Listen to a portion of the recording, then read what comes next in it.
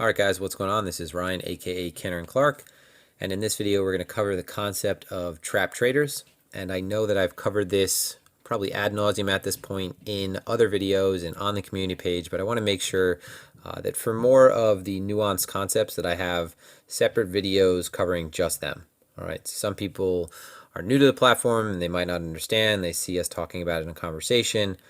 So let's talk about trap traders. All right, so trap traders, term used to describe essentially a portion of the market that is caught offsides or is on the wrong side of the move. They're typically late to a move, and often this happens at previous highs within market structure or previous lows, and you'll have traders that just say, for example, in the case of the high, we're trading back up to a high and they're anticipating a breakout and they buy above the level and price falls back within market structure. Okay, so price trades above the level and then falls back below the level.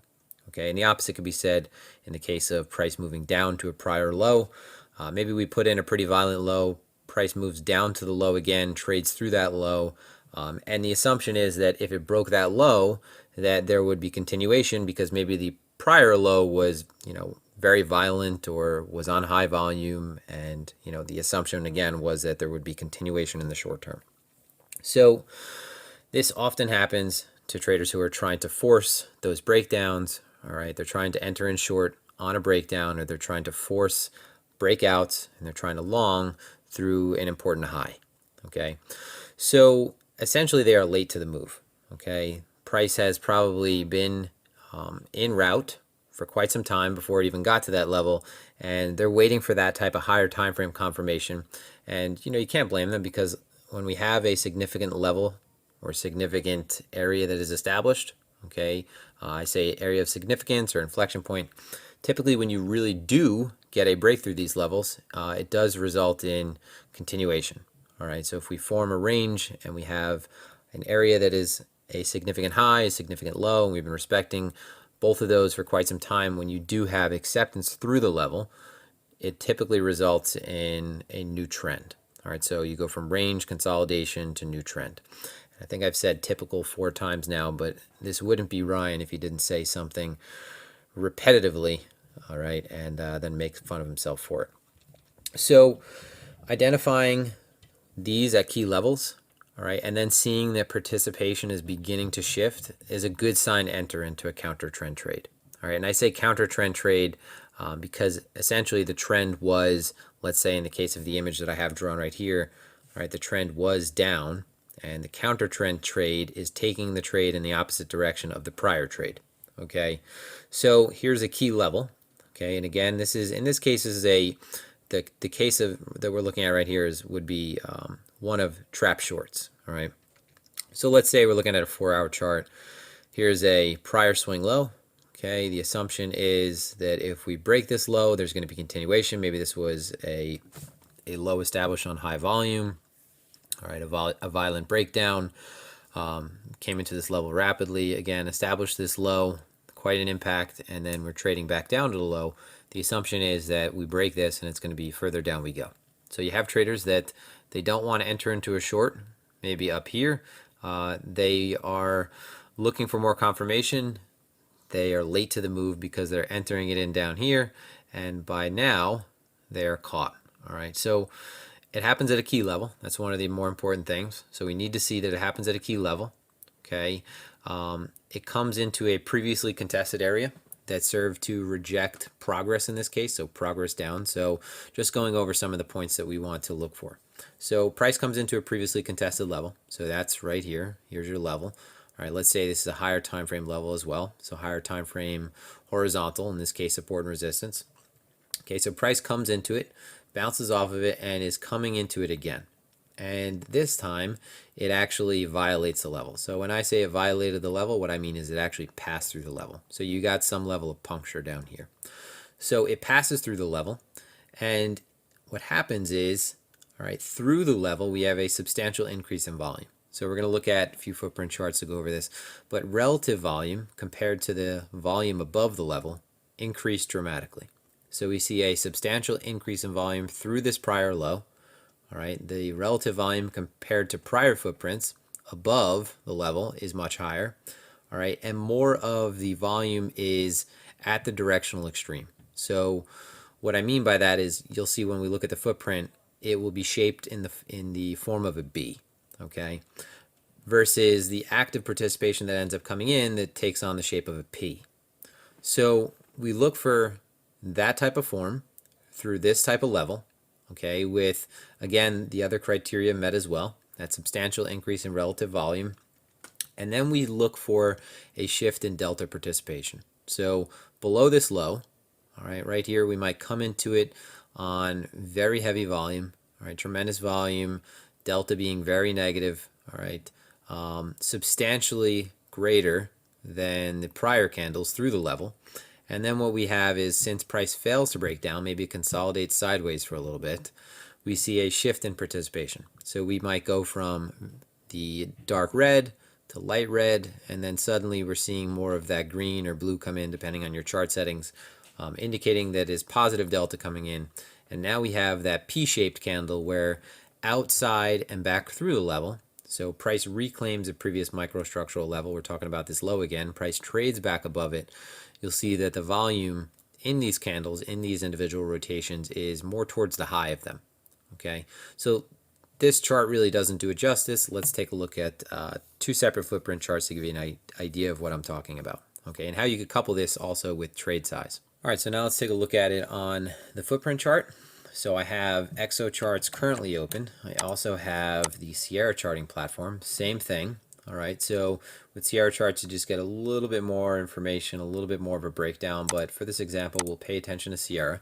All right, it has the adequate amount of information to find trap traders. So again, there's those bullet points that we want to hit as far as the criteria that we're looking to satisfy. So the first thing that we need to establish is that price comes into a previous low, or comes into a level that has already established a previous low. So the low that we're talking about is right here. So we're going to extend this moving forward. Okay, that's the low we're talking about. This was on October 18th, okay, when price traded into the 9600 zone, and it looked like it was going to break further down. All right, we mapped out this area market structure. Over a week ago, it's been up on the chart, and this was the area that, again, I said to start paying attention for delta divergences and signs that traders would be caught off sides. All right. Sure enough, we actually did get a blatant delta divergence. All right. And the delta divergence indicates that for more aggressive selling overall, price is moving less. Okay. In this case, it didn't move at all. We had a very clear delta divergence, and price was actually on its way up already. All right. But the trap traders are ways of finding those isolated positions, all right, that we can enter more clearly around, because around those positions or around those indications, those signs of trap traders, we're able to see where the participation shifts, which is going to be one of the more important facets of this trade or this setup, whether or not you're looking for trap longs or trap shorts. So price comes into a previously contested area that served to reject progress. All right, and in that case, we're talking about this on the left side of the chart over here. Price traded into this level, and it briefly rejected progress. Okay, so we had basically a bounce of $100.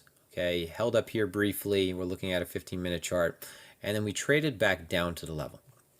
And you could see that there's a good amount of buying volume here. Okay, not tremendous relative volume whatsoever. You could see the individual volume for each candle. You could see the delta, whether or not it's negative or positive. All right, nothing really substantial. So price trades high again, trades back down, and you start to see a shift. All right, right here you have a shift in participation, right? You have a shift from buyers, okay, again, back to sellers. And now we're starting to get that pattern that I talked about, okay? See how the volume is starting to dominate the lower portion of these structures? All right, that's one thing that you want to pay attention to through a level. All right, so trade down to the level, all right? Now we trade down through the level, and the level is violated and passed through. So this candle right here is what we're paying attention to, okay? And with this candle, we have all of the other criteria met, okay? We have a candle that has a substantial increase in volume. So looking at the volume overall, 80 million contracts, it's almost a multiplier of, or a multiple of 2.5 compared to minimum of, I'd say, 2.5 compared to previous candles. Okay, so in some case, 3 times as much, just under 4 times as much, at least 2 times as much compared to prior candles. So relative volume is much higher, all right?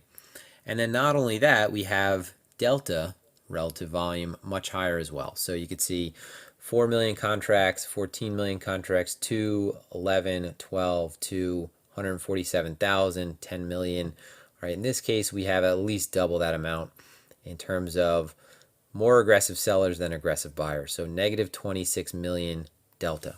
All right, so substantial increase in volume through this level. Okay, you could see indicated through each rotation, all right, rather in this this entire rotation, you see each level as a negative delta. So there, for each level within this candle, for each tick increment, there were more sellers than there were buyers. Okay, so the whole candle is negative delta with exception to the bottom, which is really negligible anyway, because only about 532,000 contracts bought more than there were sold. And I'd imagine there's barely any volume down there to begin with. So we break through this level, okay? The volume is in the direction of the extreme. So you could see that, for example, we are traveling downward, all right? And the volume is favoring the downside portion of these candles. So right here, okay, down here, right? You can see down here when participation begins to shift, the selling is still at the lows. So you want to see that the selling is down at the lows. All right, so if I go over to Sierra chart to point it out as well, all right, you can see that down here you have this shape that bows out towards the bottom. Okay, they're more narrow at the top, wider at the bottom. All right, so just outlining these. Okay, point of control right there. You can see that most of the volume takes place below the low. And this is the low on the prior chart. I just have this on a different setting. So most of the volume takes place in that profile shape. Rather, that's the shape we get because the volume takes place in that direction, meaning it's traveling down, and we're getting an increase in volume because once we trade through that level, you're getting all those traders that are trying to enter in on that breakout. And looking at Sierra charts right here, you can see there is a substantial increase in negative delta, a substantial increase in overall volume, and those other signs that we talked about, all right, when we were looking at XO, when we talked about the relative volume for the candle and the relative delta compared to prior candles as well.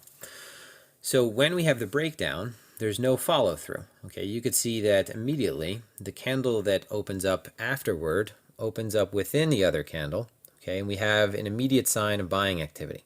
Okay, and then right here is your clear sign of a shift in participation. You get a candle that is almost all positive delta, and we have the opposite shape occurring where the volume is taking place towards the high, as if buyers are buying this out of this low. All right, again towards the high, following candle, slight selling comes in, right? Only negative 5 million delta for this one compared to, again, much higher down here. The sellers are really exhausted at this point. And then here is your absolutely just a clear shift in participation. Okay, this entire area right here, you could just highlight this and you see the difference from here into this low out of this structure. Okay, same thing looking at Sierra charts, right, into the low. Okay, negative, negative, negative, all the way into the low. And then this is a point figure chart, which again, this just takes out time. I talked about the importance of when I'm looking at my more atomized charts and I'm not looking at something like a 4-hour footprint chart.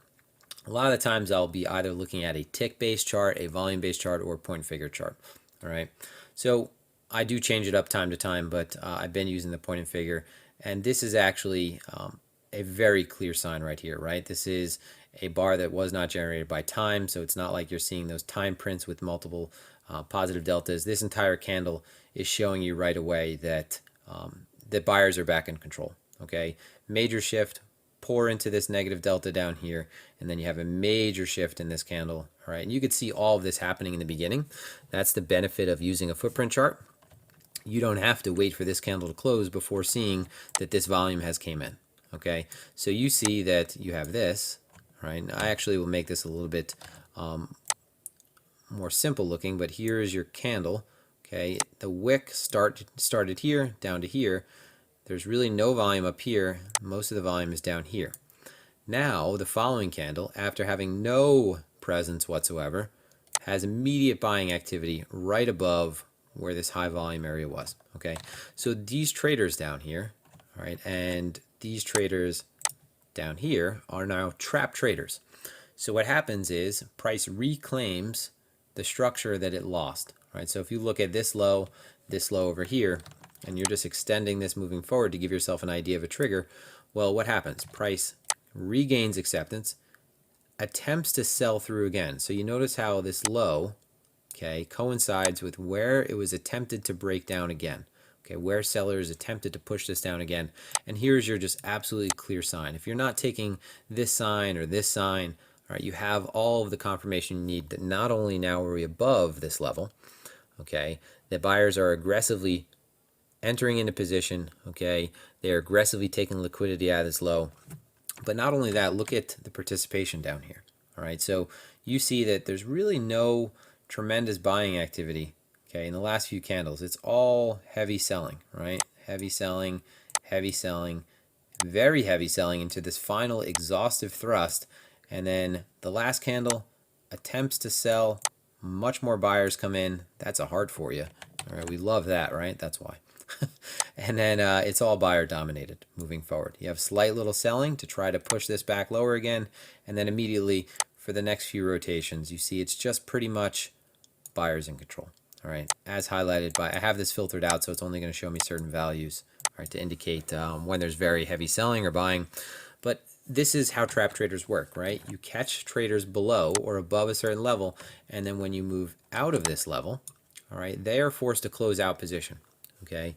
They're forced to close out position either voluntarily, and they buy back and move price up, or they're squeezed out of position, and they buy back, okay, against their own will, right? Because they are liquidated and they're forced to close out positions. So recognizing these at highs and at lows, so if you see, for example, just to paint the opposite picture, if you see that we come into a high, okay, come into the high, establish a high, come into it again, trade above it, and then have the same thing occur where you have that delta print in this manner, you have trap trader set up, because a lot of these, in this case longs, looking to take advantage of breakout, their stops are going to be within this structure, and if you trade back within it, it acts as fuel to move price back in the opposite direction. And when you do this, you want to target, again, the next sticky area. All right. So hopefully you guys really understand this thoroughly now. I did a separate video just for that. Feel free to reach out with any questions if you have any. Otherwise, as always, exercise proper risk management and trade effectively.